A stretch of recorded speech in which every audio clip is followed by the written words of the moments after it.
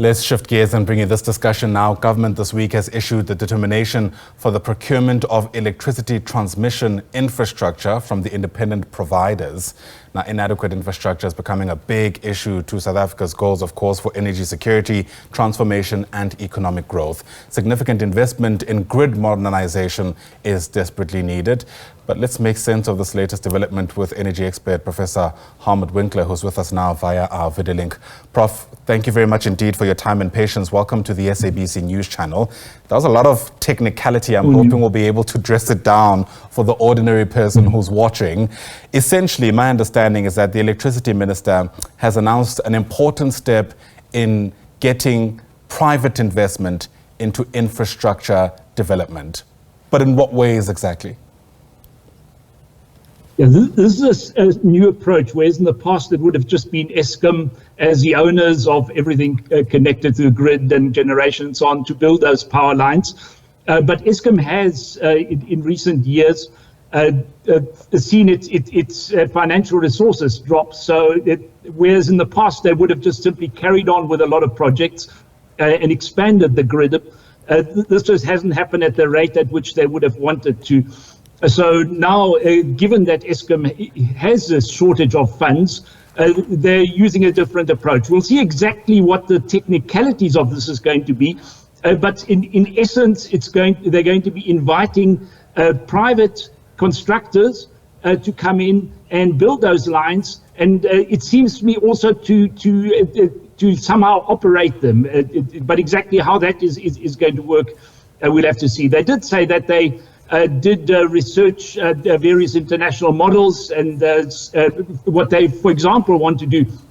If you want to have a major project like that, you need, for example, environmental impact assessments and so on. You need to be able to have those lines cross various properties, and that's something which is quite difficult and can be take up a lot of time. So what the ministry has said they're going to do is, once they issue those tenders, they're already going to have to make sure that this construction can happen, so that whoever bids for this doesn't have to deal with these technicalities of securing access to land or being able to do the environmental impact assessment.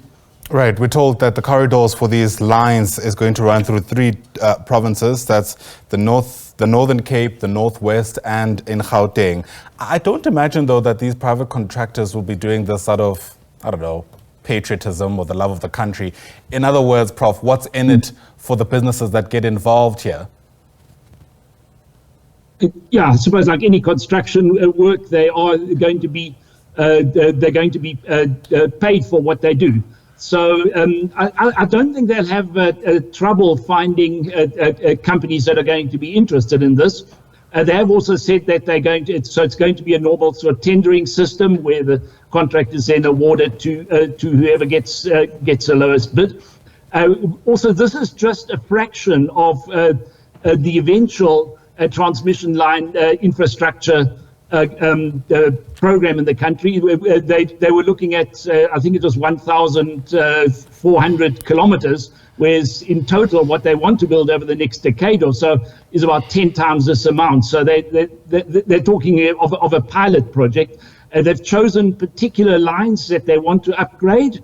In some cases, there are already lines there, but they're not particularly strong, so they want to, I believe, build 400 kilowatt lines in various places where these currently don't exist, or where one line is insufficient. Partly it's in the Northern Cape, because that's where the location which is best suited for especially solar energy, but also wind. But some of the other corridors, the one is in Gauteng, leading along the West Strand, that area. I think that's just a general strengthening of the electrical grid there. So, but the shortage of transmission line has been cited as a problem that's been holding back a more aggressive expansion of especially solar and wind farms. Right. And so in part this is going to be addressing this. Yeah, I mean, of course, some of the naysayers have already come out to suggest that this is yet another step towards privatization. But to be clear, my understanding of your explanations is that this infrastructure will still be owned by the state. Is that right? I believe so, but they said they're going to bring out the documentation with exact technicalities. Right. I think he said today, so we'll be able to confirm that. But that's certainly the understanding. Having set up this national transmission company, they are the ones who are ultimately going to be running all this, and they're just looking for investment, but not ultimately the transfer of ownership. That's my understanding. Fair enough. So if this all goes according to plan, there'll be a whole lot more energy capacity, I imagine, to go around. What's your prediction, let's call it, on the ultimate effect this will have on the consumer? And I'm asking this, of course, keeping in mind that new tariffs kicked in on the 1st of this month. Yeah, well, none of these projects are going to be completed very soon. They were talking of getting this pilot project, I think, ready by 2029. So it's 4 years from now, and then the rest a bit later. So this is really just doing some catch-up work. Ultimately, I don't think it's going to secure the electricity supply, but I don't think it's actually going to impact too much on the actual tariffs as such.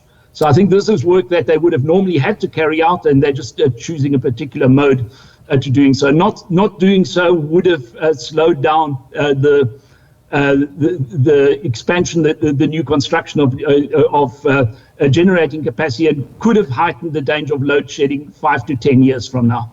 Oh, all right. Thanks very much indeed. I must admit, Prof, I understand this way better than I did at the beginning of our discussion, so I really appreciate the time. Okay. Professor Hartmut Winkler, of course, speaking to us there in his capacity as an energy expert.